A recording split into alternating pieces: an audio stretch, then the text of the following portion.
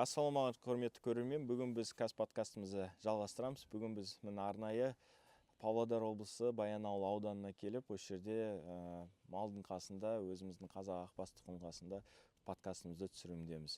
Бүгін біздің қонағымызда КХ Самал Абжан Талғат Кенжетаевич. Қош келдіңіз. Екінші қонағымыз КХ Асқар шаруа қожалығынан Кенжеханов Асылтас Жөкенович. Ал қош келдіңіздер, мен де қош көрдім деп бастайық. Енді өздеріңіздің мұнда Баянауыл өңірінде өзі кең таралғы Қазақстанға осы жерден көптеген кісілер шыққан, енді азаматтары осы жердің өзінің ерекшелігі мал жөнінде айтып кетсеңіздер, осыған тоқталғым келеді. Бастасаңыздар, енді өздеріңіз. Асылтас мырза, өзіңізден бастасаңыз. Біз енді шаруашылығымыз Баянауыл ауданы, Қызылтау ауылдық округі. Оның ішінде енді бұрын Совет үкіметі кезінде Ақши бөлімшесі деп аталады. Бөлімшенің бұрынғы Совет үкіметі кезіндегі енді фермалар дейді ғой, сол бір қыстақты жаңағы 97 жылғы жеке меншікке бөліну басталған кезде бір қыстақтың алып, сол жерден мал өсіріп, сонымен шаруашылықты дамытып отқан жайымыз бар. 97 жылдан бастап да? Иә, 97. Сол қазіргі күнде сол жерде 97 жылдан бері тұрып отырмыз. Отбасымызбен бірге. Біздің енді айта кететініміз, Совет үкіметі кезінде өзі біздің Жосалинский совхоз деген болған. Жосалинский совхоз сол Совет үкіметі кезінде өзі Ақбас, қазақтың Ақбас тұқымының племенной совхоз болған. Өз Павлодар облысы бойынша алдыңғы қатардағы совхоздардың ең рентабельный совхоздардың қатарында болған. Жылқыдан племенной асыл тұқымды жылқы өсірген. Ол да Совет үкіметі кезінде солай қалыптасқан. Қойдан тағы солай Еділбай қазақтың құйрықты қойларын өсірген.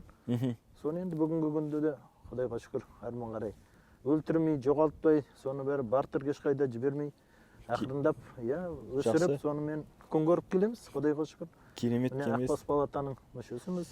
Керемет, керемет. Табиғат ерекшелігі енді кішкене біздікі бір жағынан мынау Курчатов полигонына қарай жақын орналасқан бекен, содан деп ойлаймыз. Енді көп жерде қар болып қар басып отса қыста, бізде қар онша көп жауа қоймайды.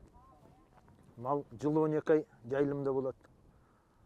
Круглогодичный выпуск дейді ғой, орысша айтқанда. Солай мал жыл бойы далада, өрісте, жайылымда. Енді қыста енді подкормка ғана жаңағы әкелеміз. Шөп, жем, соған дайындаймыз. Бірақ қыстың аты қыс қой. Әрине, әрине. Әр кезде дайындық болу керек қысқа қарай енді. Жаңағындай жем-шөп қоры дайындап, соған қыстың әлгі қатал кезі болып бітеді. Соған енді дайындаймыз. Негізінде қар қалың түсе қоймайды, сол ерекшелігі.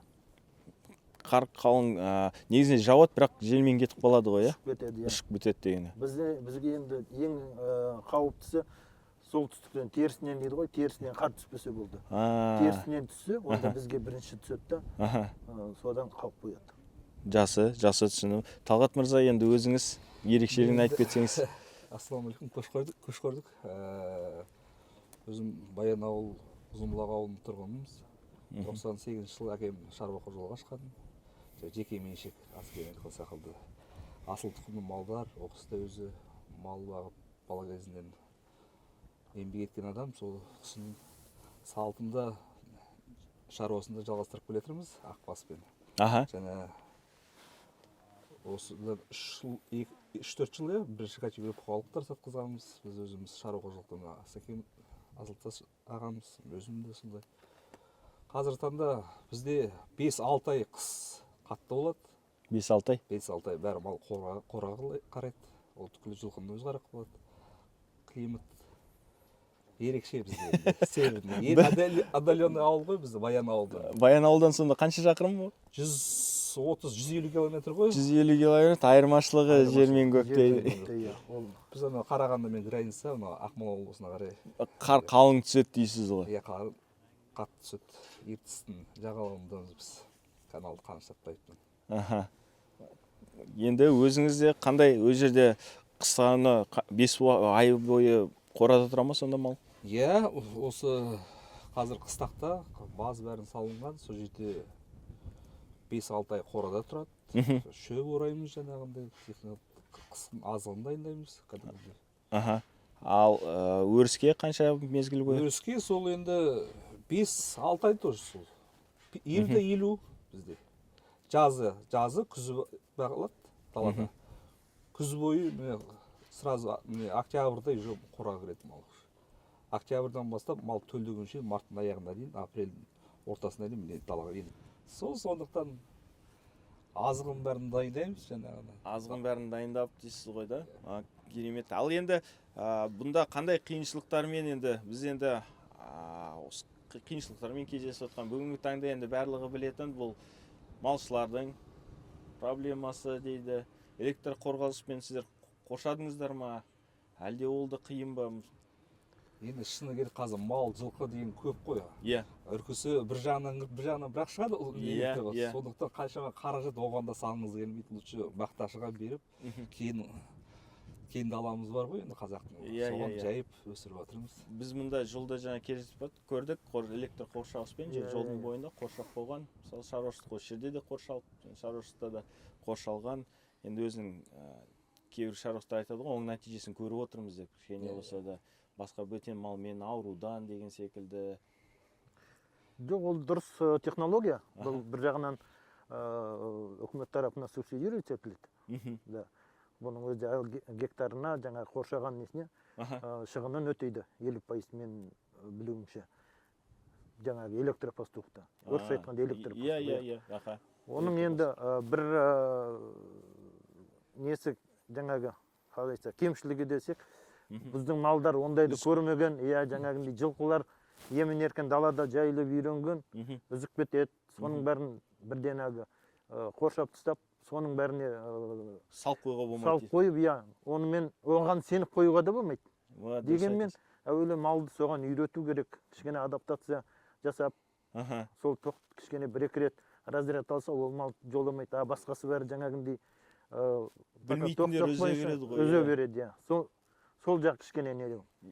Сондай нюанстары бар дейсіз ғой. Бәсе көрдім жаңа лайфхак ретінде пакет целлофанды іліп қойған. Ол алдын ала жақындамас үшін жаңағындай үркіп жақындамайды. Сондай нелері бар.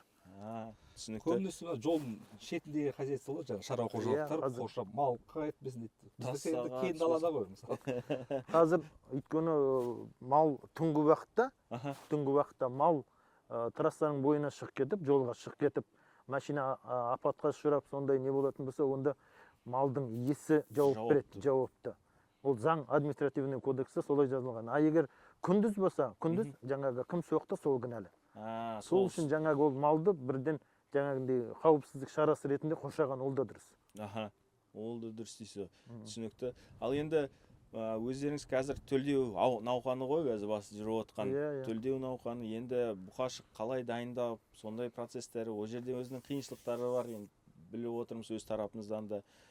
Қандай енді осы жерде нюанстары бар дегендей?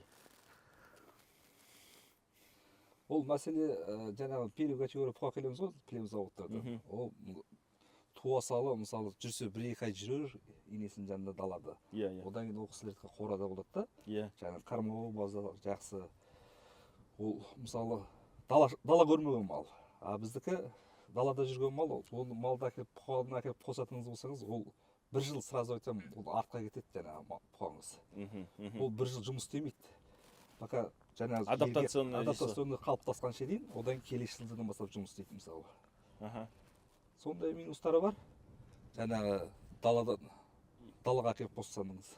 Ал енді сіздерде ойларыңыз бар ма? Қандай да бір келешекте жұмыс жасау, селекционный племенной работа дейді ғой, селекциялық жұмыстармен ойларыңызда бар ма? Келешекте алға қарай қойып. Әрине бар ғой ол жағына. Бірінші кормовой база шығар енді. Оның жаңағы өзі бағана семинарда да айтқандай 11 талап бар ғой. Өзі палатаның ішіндегі қойылған талап, сол талапқа сәйкес жұмыс жасау керек.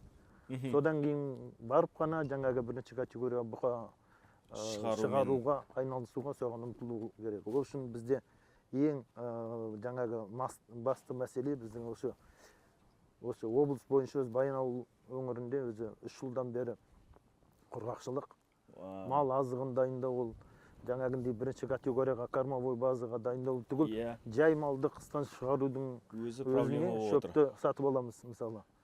Қаншама шөпті. Өйткені 3 жыл құрғақшылықтың зардабынан малға жаңағы шөп, жем шөп дайындаудың өзі кішкене қиындау. Ол үшін жаңағы көп технологиялар бар. Соларға жүгіну керек, алға баса беру керек. Мысалы дождевальный орошение деген секілді. Орошение. Енді сондайларға біртіндеп көше беру керек та.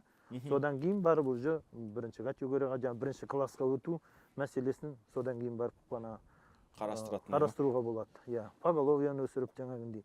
Азығын дайындау дейсіз ғой, бірінші мәселесі азығын, малдың азығын дайындап. Требование да бар, кормовой база. Иә, өйткені 4 ай жаңағыдай тұрады. Берген азықтың кормовой единица деген бар, ол жаңағы привесқа қаншалықты ойнайтыны нәтижесі. Нақты әсер етеді. Сол енді естуімше бойынша енді сіздер ақырындап осы Баянауылдың өңірінде, ауданында дегенде дождевальный қолданып отқандар бар ма? Жоқ. Бүгінгі күнде жоқ әлі. Жоқ. Жаңа біздікі жеміміз бәрі егістікті жайылым бәрі бізде. Бәрі жайылым. Бар енді біле салам, бұл совхоз кезінде бұрын 93-тен 95-ке совхоз тараған ішінде егін екті совхоздар, одан кейін егілген де жоқ. Әлі егін қазір егіп аса ешкім егіп отқан жоқ. Шықпайды егін. Жаңағындай дождевальный несін бәрін істемесе, арашайым. Бізде Совет үкіметі кезінде өзі рискованный земледелие дейді ғой. Сол рисковый. Жаз бойы жауын болмайды, жел, жердің влагасын өзін жел кептіріп тастайды. Жауын жауса да, соның өзінде жел кептіріп тастайды. Жел енді Құдайға шүкір енді Қазақстанның ең көп жері біздің шығар. Айтпаңыз, міне қазір да отырып желі қалай келіп терісінен соғып тұр міне. Терісінен соққан жел өзі кәдімгідей сүйектен өтеді ғой. Әрине. Енді егінмен енді бастауда ол да өзінің бір қиыншылықтары бар дейсіз. Дождевальный қазіргі заманауи нелерді қолданудың өзінің тәжірибесі, оны да біліп, жаңадан жай ғана бастай салу емес қой. Судың өлшемін қаншалықты запас жер астының суы ма, или жаңағындай ағып атқан су болса, мысалы каналдың бойында болса, ол өте пайдалы. Дайын су. Иә, ал бізде ондай бәрі жоқ, только жер асты суларын пайдалану. Оның бәрі шығыны үлкен. Дайындық керек оның бәріне. Жердің құнарлығын өсіру керек. Жер мысалы қазір 3 жылдан бері жаңа айттым ғой, құрғақшылық деп, сол құрғақшылықтан негізінде жер эрозияға ұшырап жатыр көп жерлер. Ол үшін обильный дожди дейді, жақсы жауындар керек. Сонда жаңағы корневой система дейді ғой, сол тамырлары жақсы тереңге жайылып, шөп шығу керек. Мұнда енді жолдың бойында мен келіп қораларды тастан салынғандарды көріп отырмын. Ол бұл Баянауылдың ерекшелігі шығар, иә? Сіздерде өңірде ондай практика? Әркім әртүрлі қаражатына байланысты. Мысалы, біреу дайын алыстан, мысалы, Павлодардың жоқ деген 300, Қарағанды 300, сонау жоқтың жаңағы транспорттың расходының өзі. Кейбір дайын тастан құя салып, және цементін әкеліп. Кейбір кірпішпен қалайды, мысалы. Мысалы, біз былтыр бас салдық, менікі базым панельный. Панельден? Басым. 120 метр панельный. Стойка жоқ, ішінде жаңағы фермамен солай салып тұрып, солай салынды баз. Әркімдік әртүрлі жағдайына байланысты, әрине әдемі қылып, биік қылып салын білет, бәрін істеген келет. Жоқ, әрине, мұнда шығынға байланысты, қаражатқа байланысты. Бірақ бүгінгі таңда сосын сұрайтын дегенім, сіздерді малды қай жерге тапсырып отырсыздар, өткізіп отырсыздар? Өзіңізден шыққан төлдерді, мысалы, еркектерін, бұқашықтарын, еттің бағасы просто арзандады, баға тұрақты деген секілді. Сол осы жағын тоқтаса қалай сіздер қай жерге тапсырып отырсыздар, қалай ол проблеманы шешіп отырсыздар? Қиын мәселе ғой бұл да. Негізгі ең біздің жасыратын жоқ, енді Баянауыл ауданы мал шаруашылығынан өзі облыс бойынша бірінші болмаса да бірінші орындардың қатарында. Біздің осы 2000 жылдардан бері қарай біздің оңтүстік облыстар, Тараз, Чемкент, жаңағы аткорм площадкалар бар сол жакта. Солар алып Солар кетет. көбүнө солар келип акетет. Негизи биз өз басымыз мына Щучинский аткорм площадка деген бар. Иә, білеміз. Иә, солар менен жұмыс істейміз. Казбиев. Иә. Сосын Астанада жанында Сабындыда мясо комбинат бар. Бакара деген мясо комбинат. Сол кісілермен жұмыс істейміз бірнеше жылдан бері, иә. Сол жерге апарасыздар ғой тапсырып. Иә, ол кісілер өздері көліктерін жібереді. Өздері жібере ма? Өздері жібереді. Транспортировка бәрі сол кісілердің өздерінен. Только біз жаңа малды артып береміз, сопровождение. Содан кейін сол жаққа барып жаңағы қабылдап убойный пункттан сол сойып Барып сосын да. Ол да оңай емес жұмыс қой. Жоқ, ол бір жағынан жақсы ғой ондай адамдармен жұмыс істеу. Әрине. Бағасын, нақты бағасын береді, иә, келісім бересіз. Кәдімгідей келісім шартқа отырып, ақшаңызды кәдімгідей шотқа жібереді, шыққан ақшасын бәрін. Ешқандай задержка, сондай не жоқ. Проблем жоқ. Проблем жоқ. Мен жаңа жолдың бойында да көрдік, жаңа түсіндіріп айтып отыр, жолдың бойында Баянауылдан шыққан кезде машинелер тұр дейді, ол сол скотовоз дейді, оңтүстікке қарай кетеді. Иә, олар сол закуп тосып тұрған адамдар ғой. Қай жерде келеді да тұрады, қай жақта мал бар, сосын сол жағын направление. Аудан өзі тұрады, жолдың бойында күтіп тұрады, сонда шаруашының өзі келіп. Жоқ, ол жерде жаңағы. Әлде ол ауыл бойынша жүре ма, или іздеп? Іздейді ғой, таныс арқылы да, қай жерде мал бар. Сатылым бар дейсіз. Бет салпылып жүрмеу үшін олар да солай. Өз бизнестерін кішкене жолға қойған ғой. Түсінікті. Баянауыл ауданында бордақылау алаңы бар ма? Жоқ. Жоқ па? Әзірге жоқ. Әзірге жоқ да. Ну, 20-30 азыр болса 100 бастан ұстайтындар бар, кішігірім. Бұлай ірі жоқ. Қабылдап ондай жоқ. Жерге апару деген, бойня деген де жоқ да? Оның бәрін жаңа кормовой базаға келіп тіреледі ғой. Иә. Жай малды, аналық малды жаңа төлдегенше дейін алып, қыстан алып шығудың өзі проблема жоқ. Аткорм площадка қайдан? Иә. Ол үшін егінмен егіз айналысқаннан кейін кормовой площадка болса, кормовой база бәрі мықты болса, айналысуға болады, конечно. Түсінікті. Онда сіздер Баянауылдан Павлодарға, онда аткорм площадкаларға ешқайда тапсырмайсыздар ғой да? Көбінесе сол жаңа. Бізде аткорм площадка Павлодарда да жоқ. Павлодарда? Туа Абая болған, Шарбақты ауданында. Олар да жабылып болды. Қазіргі күнде жұмыс істеп тұрған жоқ. Аткорм площадкалар сол жаңағы Терра бар, Қостанайдан келеді. Ол сол жерден келе ме? Содан келеді, иә. Жаңағы Щучинский. Қостанай, Көкшетау, Щучинский. Сосын оңтүстігін көрі. Оңтүстік основной енді 80% оңтүстікке кетеді ғой. Олар арман қарай түгел бүкіл жаңағы жақсы пайдасын Өзбекстанға жіберіп, біздің алғы бәлен жыл баққанымыздан көп пайда көреді олар. Үшін? Енді ардасында дилдал дейма, сондай секілді ғой, енді дилдал. Бірақ енді менің ойымша бір әр өзінің саласына жүрген кісі, әр өзінің еңбегімен айналысу керек секілді ғой. Сатушы етті сата ма, ол етпен сатылу керек. Енді бізде мысалы шаруашылықта сізде уақытыңыз болмайды да, барып мясной лавкада сату деген. Малды бағамыз ба, әлде барып ет сатамыз ба деген секілді ғой. Ол мысалы базарға алып барасыз сойып мысалы. Сол жерде жаңа делдалдарыңыз бычыт қылады сізді шыны керек. Күн ысыса барып ақша құрдыңыз. Лучше жаңағы тыныштық артық қойып едіңіз жақсы да, жақсысын алып қап, ұрыққа қалдырып жаңағы асыл тұқымды қылып сатып. Ал қазіргі жаңа 97 жылдан бастап отырсызды. Енді айырмашылығы бар ма? Қазіргімен салыстыратын болса, жаңа баяғы заман 2000 жылдарда мысалы салыстыратын болса. Жер ерекше болды, мал аз болды. Қазір екінің бірінде көп жер тар, шөп, жаңа құнарсызданып кеткен, шабындық нашар, ол кезде житняктар болды, совхоз кезінде еккендер мысалы. Ол әдем жерлер болды, бәрін орап алатынды.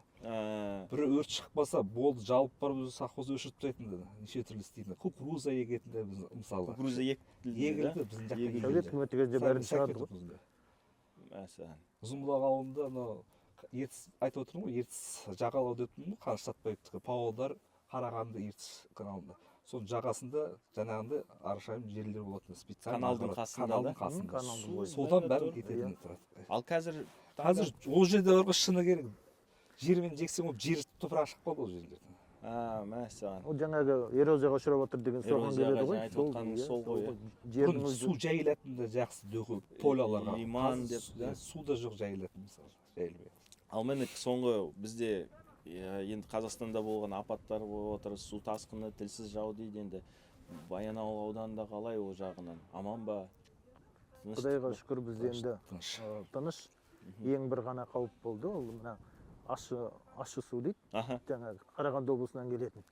Оған енді көп жаңағы судан қорғану шараларын бәрін жасап, алдын ала бүгінгі күнде ешқандай су басып кетті, малды су шайып кетті деген ондай естіген жоқпыз. Тәуба.